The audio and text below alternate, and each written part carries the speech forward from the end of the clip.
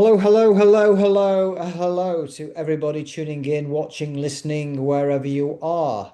This is Sort Your Head Out, a small talk about big things. My name is Matt Ryan, and today I have my very good friend with me, Chandler Dandridge, all the way from the US of A. Mr. D, can you let everybody know where you are, how you are, I've already said where you are, how you are, if you are, etc. Go. The floor is yours. Well, thank you, Matt. Happy to join you. I'm in Philadelphia, Pennsylvania, and I am feeling pretty good today. The sun is shining. I'm, why am I? I'm here to speak with an old friend, a former yoga teacher turned friend. I How do we know each other? found I grad. How do we know each other? Sorry, we are all friends, and I'm thinking, where did that friendship began? Again in When- Los Angeles, California, when I Okay. walked into a yoga class expecting a kind of stern old Swedish man to be the teacher, and instead was a tracksuit wearing scally, I guess you would call him, uh, This is in a me. thick accent, counting the lead primary. And then we were in Shavasana, and some sound of the river Ganges was playing. And I thought, I think I found my yoga teacher. And then I graduated. I learned all I could yoga wise, graduated from yoga and turned into friend instead. Yeah, I think that's a better relationship. I'm always a bit Hmm. cautious about calling people my yoga students. I feel it's Hmm. something that I kind of struggle with that. Yeah. Anyway, so now we're friends, and now you're in Philly. You are writing a book, I believe. Can you tell us a little bit about your book that you're writing? Can you Mm. tell the world? Writing a book on a British music manager turned mogul, if you want to use that terminology, named Rob Breton, who I was inspired to write the book by his commitment to kind of a community mindedness, a um, rejection of profit and kind of money mindedness, and just a rich social spirit that I found inspiring. And so I've been hard at work on that for the better part of the year. He's the New Order Joy Division guy, right?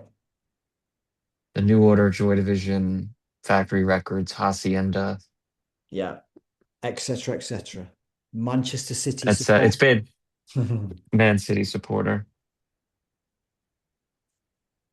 Right, okay. I have got a couple of questions which we can maybe we'll stick to the script and maybe we'll not. But let's fire off this first one. Um Mm, so to start us off, what does a good day look like for you at the moment? And with that day, does movement fit into it? mm. What does a good day look like for you and does Well, I movement? think if I was gonna judge like a day as good, it would be at the end of the day. And so I think a good day fundamentally is one where I've been able to navigate the ups and the downs in a skillful way rather than being kind of beaten down by frustrations and treating people poorly because my mood is low or frustrated by not working as well as I wanted to. And so really by the end of the day, I can kind of feel like, okay, I moved through the day uh well. And that often includes a yoga movement practice of asana, um, and sometimes like a sitting meditation practice. So with the asana practice, the yoga practice, so we met, as you just mentioned, in LA a good few years ago. You came to a class, and so an Ashtangi, as we're called. Are you still an Ashtangi? Do you stick to the script? Mm. What's your version of Ashtanga these days? My version of Ashtanga is, I suppose, non-traditional, as they say. I do not stick to the script, but I don't um, reject the script entirely. I try to, follow some sequence that would seem familiar to any Ashtanga yoga practitioner, but it often is cut short or some postures might be skipped, but I kind of take it in segments that I learned it. But my movement practice, whereas I used to be the serious Ashtangi, would be like an hour and a half, 2 hours of movement a day. Now I'm lucky to do about 45 minutes um, of And movement. is that because of your work, your writing, rather than you making a call like, I'm only going to do this today, rather than, the 2 hour practice you were doing? Is that dictated because you've got, you don't have the time, but you've not got 2 hours to jump around a mat every day? Right. I found that at a certain point, after learning these full sequences, the first three sequences of the Ashtanga yoga system, that to upkeep that as I learned them was too exhausting, and that I wanted yoga to be more not restorative in the sense that we often hear about yoga, like a restorative yoga practice, but I wanted it to kind of amplify my energies throughout the day rather than suck them down. And so I do find it's somewhat of that, but I've also torn my meniscus, and I go through fluctuations with my yoga relationship. To put it simply, it's complicated. We need a longer conversation for that. Right. Okay, here's one for you. What's a bit of guidance that actually helped and not just sounded good? You get all these yoga teachers quoting from the Bhagavad Gita or the Patanjali Yoga Sutras and yada, yada, yada. And it's like, does that actually just make any sense? So a bit of guidance that actually helped rather than sounded good. Well, I can remember, I'll just say something that actually I think your kind of irreverence helped me. Your approach to Ashtanga helped me loosen. While you're very kind of like, you're, I think, a much more serious Ashtangi than me in some sense. You do have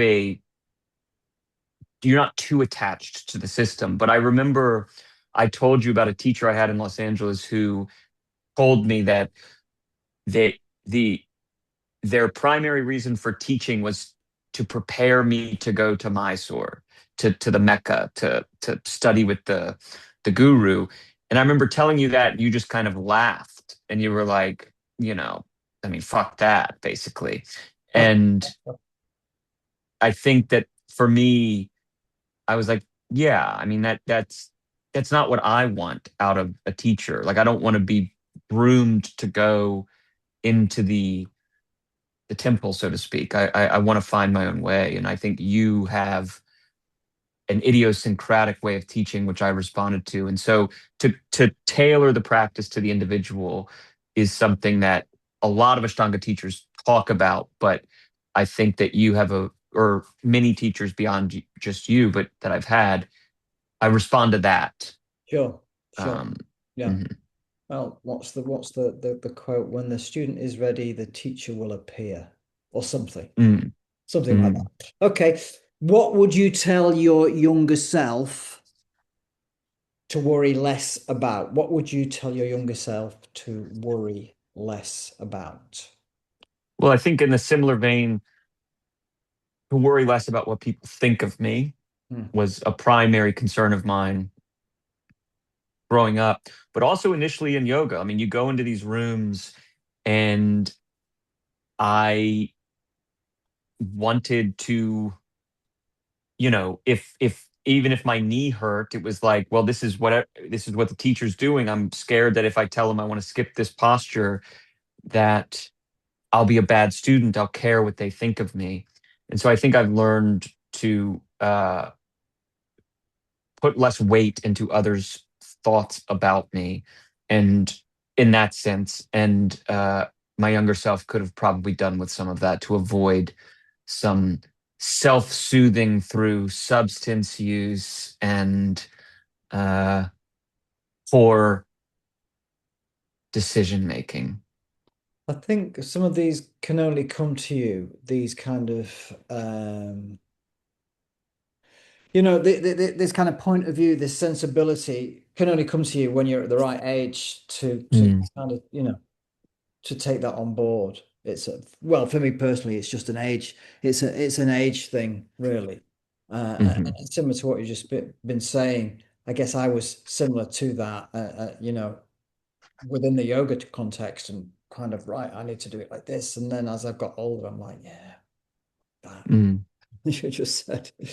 Okay, we're going to finish with three quick fire questions. So no thinking, straight off the top of your head. Are you ready? I'm ready. A song or album you always come back to now. I think Sam Cooke, Hmm. uh, live at the Harlem Square Club, I think it's called. Oh, That's wow. one I'll put. Okay.